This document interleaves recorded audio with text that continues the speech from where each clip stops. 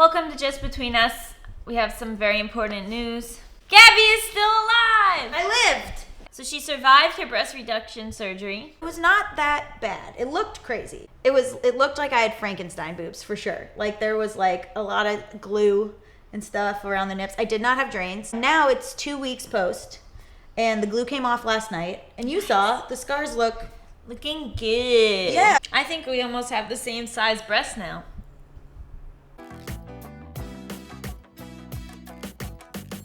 This week we have a international question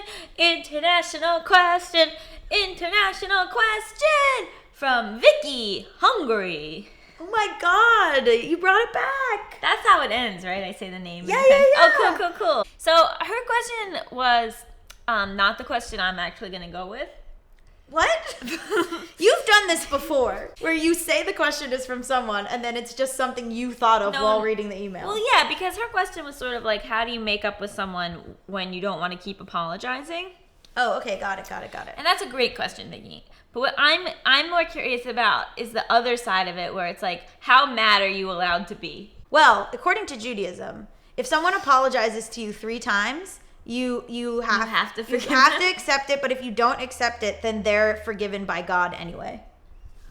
Wait, really? Yeah. So if I murder your sister, sure, and then I come up to you and I say, I'm sorry. Well, I think God absolves me. I think it has to be 3 different occasions. Oh, but like I could just like 3 days in a row text you my bad. It doesn't feel good to be mad. Sure, yeah. But sometimes you are mad and you're justified in your anger, but it's like, how long are you supposed to hold on to that? Sometimes I feel like I should be madder for longer, but I just like, it's like exhausting to be mad. Mm-hmm. In my experience, you could hold on to it 26 years, 25 years. You know what it is? Sometimes, and I don't know if this is a woman thing or not, but sometimes you like talk yourself out of being mad. Like you're like, oh no, I'm being crazy. Yes. You go, I'm so mad. And then you think back and you're like, okay, was I actually really justified to be that mad? Did the person really do anything that bad? And then you like think about it and you're like, no, that was really bad. But you try to like talk yourself out of it and make yourself the bad guy. Or a thing I think about a lot is intention. Like, was the person's intention bad, or are they just morons? Yeah. Because I think a lot of people are just morons. I've thought that like people, like exes that I've been so mad at, sometimes like it took me like a year to be like, oh, this person's just an idiot. Yeah. They just think so differently than you. Yeah. And so like what they're doing would never bother them.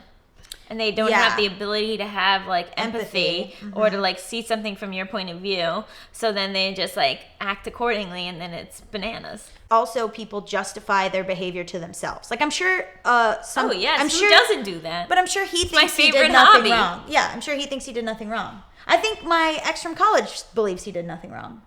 When he dragged you down the hallway? Right. Wow, what a way to brush over that story. No, I'm not. I'm laughing because it's sad. How many people are you mad at right now? Maybe 2. You know what? I saw someone who like I thought was my nemesis, and then I was like, I just was like over it. Yeah. Like I didn't care. Because another fun thing to think about is how many people dislike you in this moment. Oh, I think a lot. More people us than the average person because more people know us. Oh, but I'm only counting people we actually know. Oh, I still think probably a lot don't like me.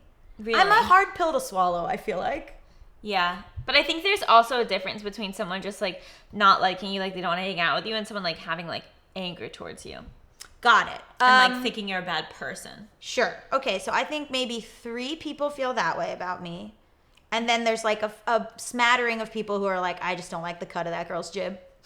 You know what I mean? And I get it, man. I'm not for everybody. Yeah. You know? It's been a journey explaining you to my friends. Right. I'm not like, wow, I'm universally beloved. I don't like go around thinking that. Does anybody? I think people do. I think that I am not a people pleaser. Interesting. Yes. I think it's interesting. In conversation, there are people who, even if they don't agree with you, they'll go, yeah. Me specifically? No, general. And you don't do that. Even though maybe it would be polite to. Is that rude? Am I being rude? It's not rude because it is like making it like a deeper friendship. Like sometimes like, especially like there's a tendency in friendships to be like, yeah, you were right and that guy was wrong, and it's a blank statement or blanket statement, and like I'm on your side. But that doesn't help anybody. But it's like a thing where people are like, that's what a friend does. Versus like sometimes you'll be like, well, maybe you should think about it this way, and then people go, I don't want to think about it this way. Is this something I do to you? Yeah. Like, when was the last time I did that? Like when I was like, isn't this email rude? And you were like, I don't see anything wrong with it. And I was like, come on! If you honestly don't see anything wrong with it, then you should say something, because then like my anger can be mitigated. Does that make sense? I think that's a big thing, is a lot of times like you're coming from something because you have the back, like you, and as in anyone, have like an emotional background to something, and like you're coming into it with feeling that really colors how you feel about something. Yeah. And then it's like me coming into just that specific thing having none of that background. Yeah. It's just like, what's the objective point of view of it? But some like friends, they don't like want to engage with it deeply. They just want to be like, oh my God, you're right, girlfriend.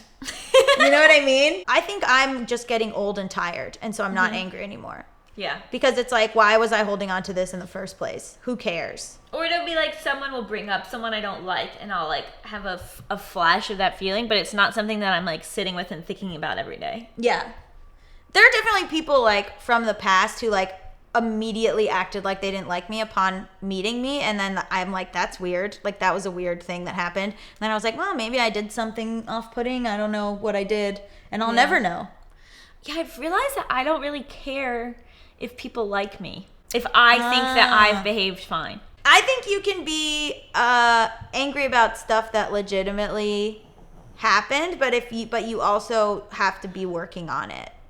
Like, if someone, like, you know, I don't have to, like, okay, the ex that dragged me down the hallway, I don't have to forgive that person or talk to that person, or, which I will not do, or, like, you know, not be angry about that legitimate thing that happened. But I also, like, I can't think about it every day, and, like, I have to just be like, that guy sucks and whatever. Yeah, what's that saying where it's like anger is like poison? Yeah, it's like taking poison and expecting it to kill someone else. Yeah. That being said, that guy wants to run for office one day, and if he does, I'm gonna fuck his shit up. Oh yeah, I'm gonna blow that guy's shit up if I ever hear he's running for office. And you can quote me. Yeah, and I'll be, oh my God, what is it called? Your collaborator? Or what is it? Corroborator? The person who you've told ahead of time, so then I can... Oh, I'm telling this channel. Yeah, but I'm also the corroborator. No, yeah, you're the corroborator. You're the corroborator. If we hear that he's running for even mayor of a small town. Mayor is a big deal. What about city comptroller? If he's running for city comptroller, I'm gonna blow that guy's shit up. This is so dark. I'm sorry, we're laughing about it because it happened to me. So our takeaway is you can be mad 2 to 3 weeks. Okay.